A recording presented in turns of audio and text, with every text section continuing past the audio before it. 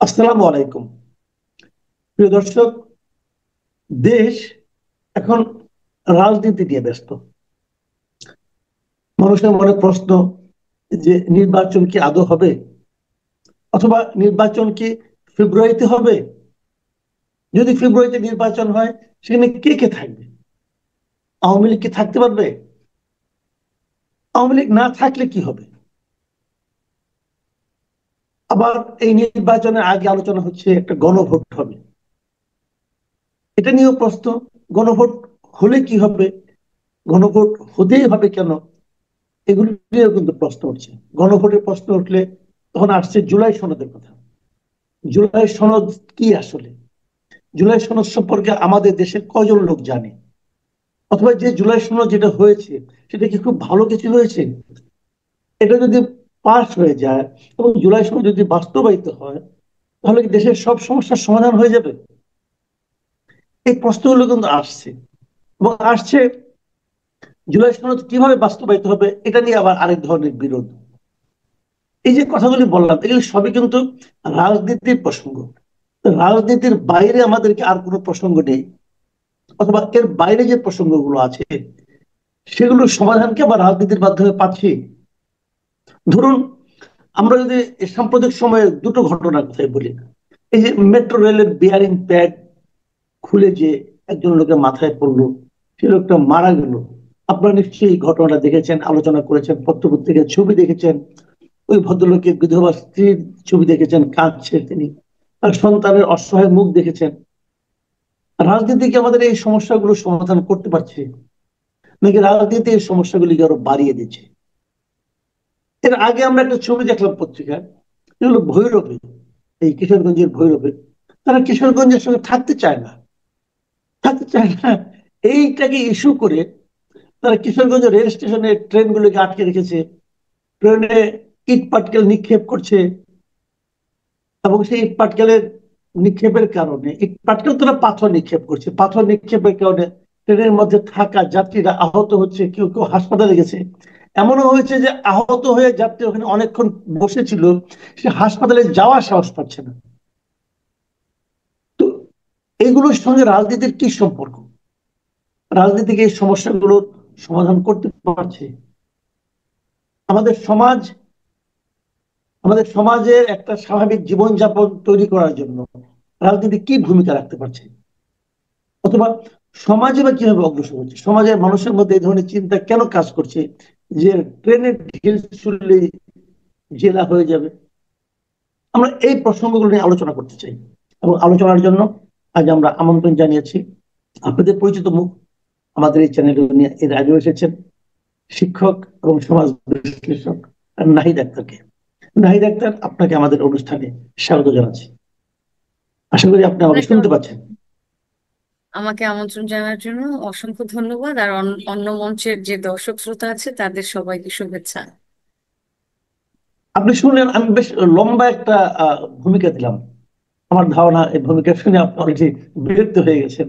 কিন্তু আমরা যদি একটা একটা করে ধরি, ধরুন এই যে মেট্রো রেলে যে বিয়ারিং প্যাড পড়ে গেল, যে লোকটা মারা গেল, আমি ভাবছিলাম যে নতুন একটা সংসার, খুবই কম বয়স কিন্তু, ছোট বাচ্চাটাকে দেখে আমার বারবার মনে হচ্ছিল যে বাবার চেহারাটাই এখানে মানে তার মুখের মধ্যে আমি দেখতে পাচ্ছিলাম।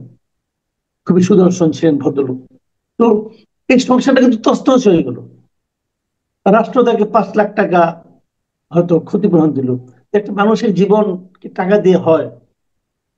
তো এখানে রাজনীতি কি করবে? এই ঘটনার পর আমি কোনো একটা পলিটিক্যাল পার্টিকে দেখিনি কিন্তু যে এটা নিয়ে কোনো কিছু কথা বলতে, কোনো প্রতিকারমূলক কোনো ব্যবস্থা নিতে। তারা তো তাকে হেল্প করে, যে লোকটা মারা গেছে তাকে তো আর ফেরত পাবো না আমরা, কিন্তু ওই পরিবারটাকে তো হেল্প করার জন্য কোনো পলিটিক্যাল পার্টিকে এগিয়ে আসতেও দেখলাম না। তো রাজনীতির দায়িত্ব কি কেবল ওই জুলাই সনদ বাস্তবায়ন, গণভোট এবং ভোট এবং ফেব্রুয়ারিতে এবং অমুককে আসতে, নির্বাচনে না দেওয়া অথবা আনতেই হবে এটা বলা, এটাই এর মধ্যে সীমাবদ্ধ? উম, দারুণ কন্টেম্পোরারি এবং এই সময় খুব প্রয়োজনীয় কিছু প্রশ্ন আপনি করেছেন।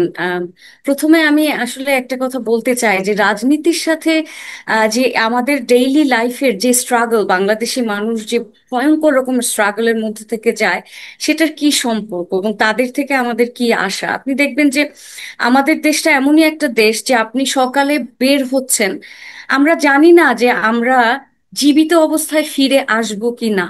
তার মানে কি যে এতে এতে বোঝা যায়, এক কথায় বা এক লাইনে আনসার দেওয়া যায় যে আমাদের রাষ্ট্র কি ব্যর্থ, বা এই প্রশ্নটাও করা যায়, বলা যায় যে হয়তো আমরা একটা ব্যর্থ রাষ্ট্রে বসবাস করছি, যেখানে নানা সমস্যায় জর্জরিত আমরা একেবারে। মানে আমি কালকে কিছু কথা বলেছিলাম যে আমাদের যে বেসিক নিডস গুলি সেগুলিও কিন্তু এখন পর্যন্ত ফুলফিল হয়নি।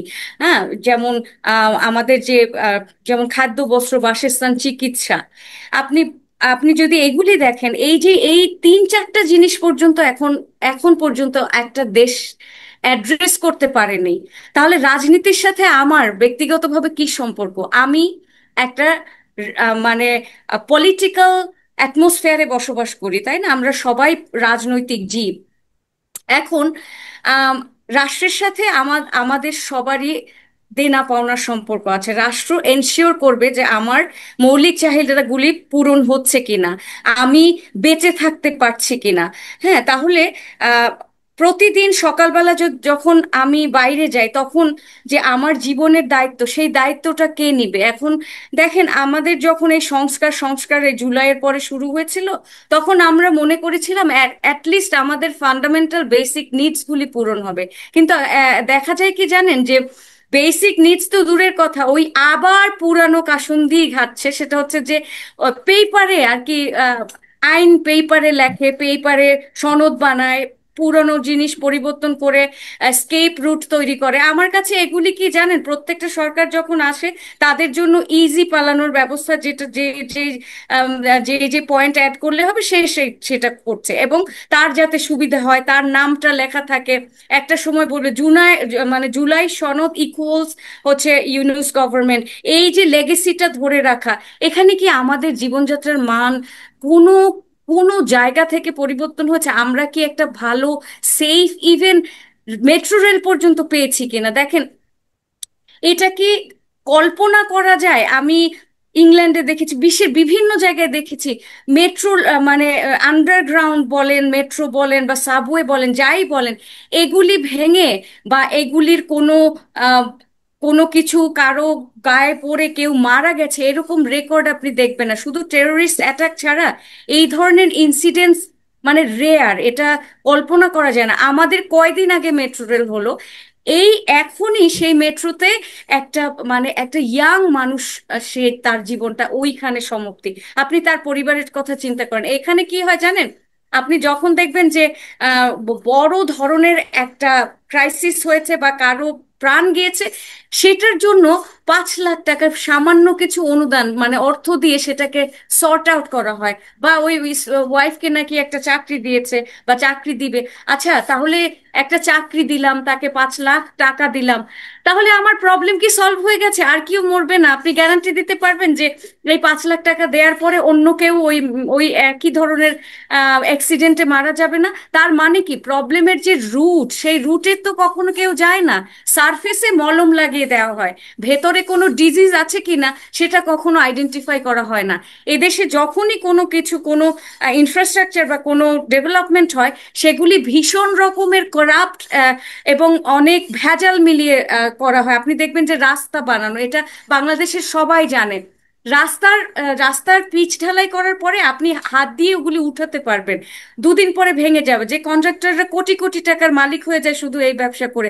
তার মানে কি, আপনার উন্নয়ন আপনার টাকা দিয়ে হচ্ছে, এবং আপনার টাকাটা যখন মিসইউজ হচ্ছে, ওইটা যখন একটা নির্দিষ্ট গোষ্ঠীর পকেটে যাচ্ছে, তখন এইভাবেই প্রতিনিয়ত জীবন যেতেই থাকবে। সুতরাং রাষ্ট্রের সাথে আমাদের যে সম্পর্ক, সেটা তৈরিই হয়নি। আমরা কখনো নাগরিক হয়ে উঠতে পারিনি, আমরা হয়েছি প্রজা, এবং আমাদেরকে শোষণ করা হয় এখানে। না, আপনি এটা এই যে বললেন যে আমরা মানে নাগরিক হয়ে উঠতে পারিনি, নাগরিক হয়ে উঠতে পারার মতো কোনো উদ্যোগ কি আপনি কোনো আমাদের কোনো সংগঠনের মধ্যে দেখেছেন কিনা কখনো? না, আমি কখনো কোনো নাগরিক মানে হয়ে ওঠার প্রচেষ্টাটা আমি আম, নিজেদের মানে আমাদের মধ্যে হয়তো কিছুটা আছে, কিন্তু এখানে আমাদের শিক্ষার মারাত্মক অভাব আছে। আমি দেখবেন প্রায়শই শিক্ষা ব্যবস্থা নিয়ে কথা বলি। তাহলে এই যে আপনার সিভিক যে ডিউটিগুলি আছে, আমি একজন সিটিজেন হিসেবে সেগুলি পালন করছি না, আমি জানি না আমার রাইট কি, আমি জানি না আমার রেসপন্সিবিলিটি কি। কারণ কি, আমাকে এগুলি শেখানো হয়নি, আমি শিখিনি। আমাদের স্কুলিং এ, শিক্ষা ব্যবস্থায় মুখস্থ নির্ভর এক ধরনের এডুকেশন সিস্টেম, সেখানে স্কিল তৈরি হয় না, সেখানে সিভিক সিটিজেন তৈরি করা হয় না যে কিনা জানবে যে তার আর, আর, কি কি অধিকার রয়েছে রাষ্ট্রের কাছ থেকে, সে কি কি নিতে পারে আর রাষ্ট্রকে তার কি দিতে হবে।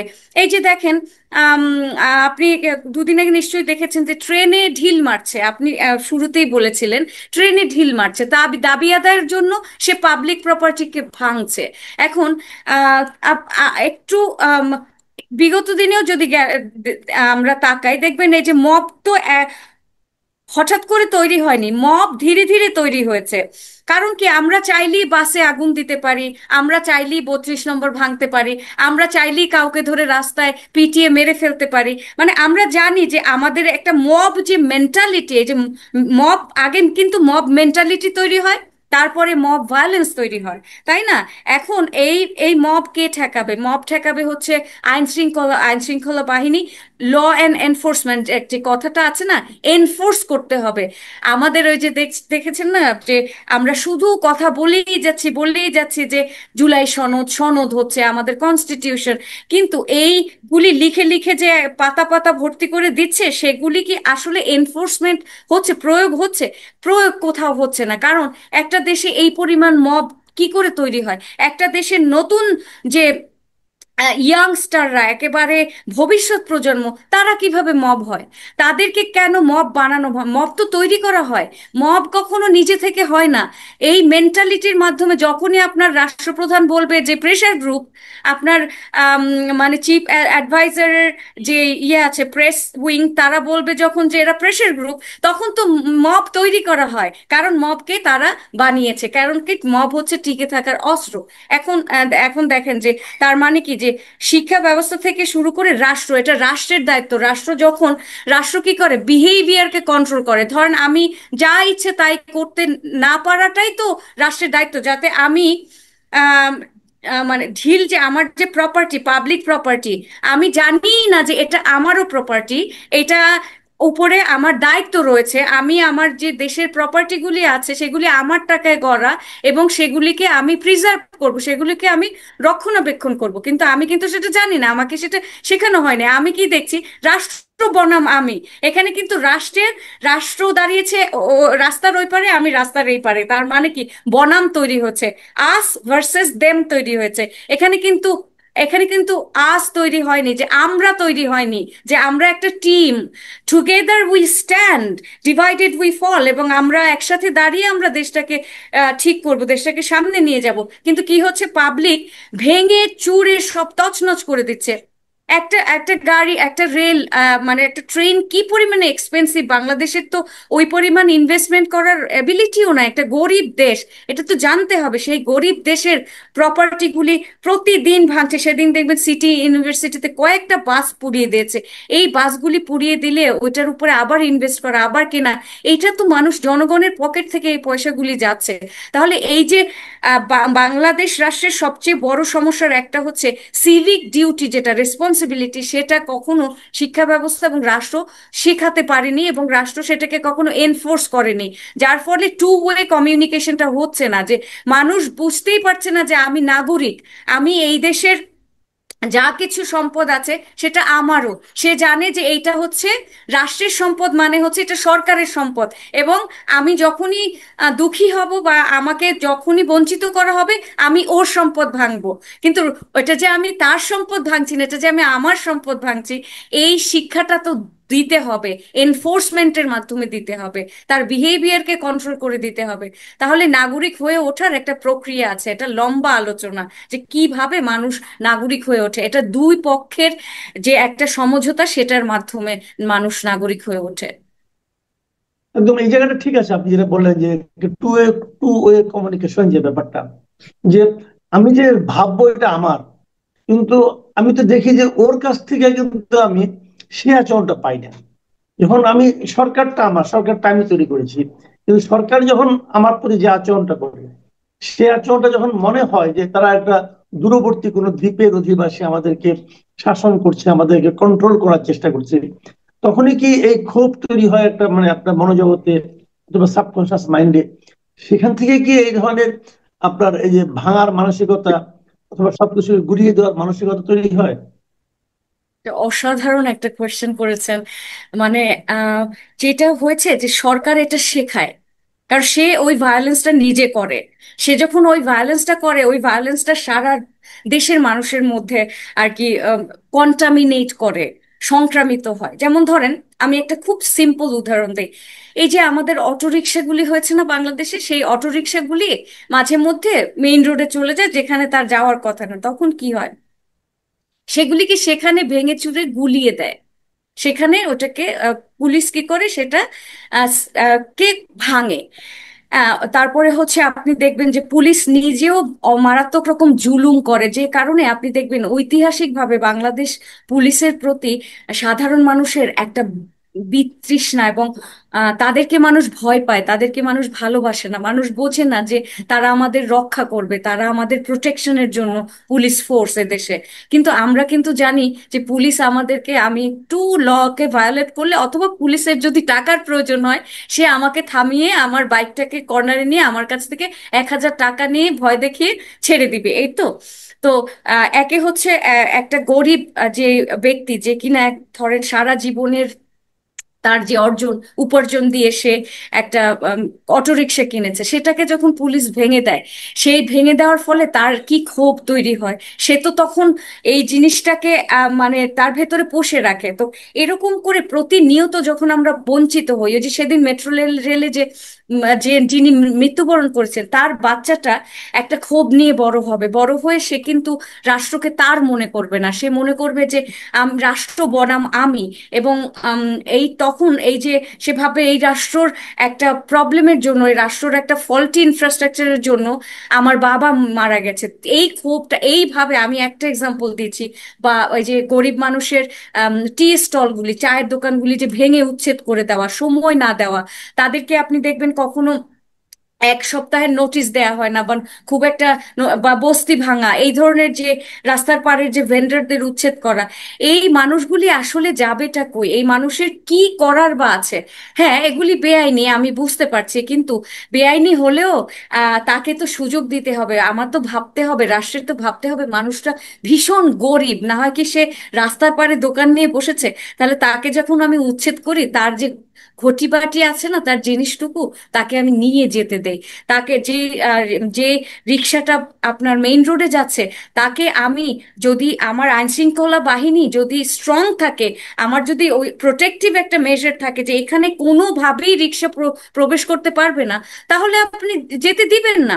যেমন ধরেন ওখানে হুট করে কিভাবে ঢুকে যায়? কারণ ঢোকার সুযোগ আছে বলে ঢুকে যায়। সুযোগটা আপনি যদি কিছুতেই না দেন, আচ্ছা, ক্যান্টনমেন্টে কি ঢুকতে পারছে? পারছে না।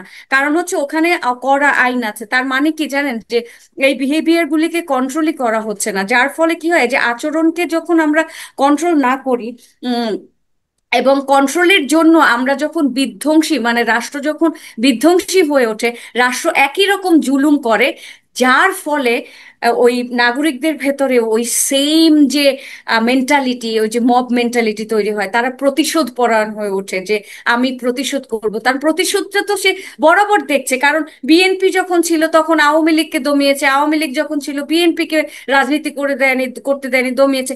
এখন যারা আছে তারা আওয়ামী লীগকে রাজনীতি করতে দিবে না। এভাবে তারা দেখছে যে সবাই প্রতিহিংসার রাজনীতি করে। তাহলে প্রতিহিংসাটা আসলো কোত্থেকে? একদম স্টেট স্পন্সার্ড না, স্টেট স্পন্সর করেছে, স্টেট শিখিয়েছে।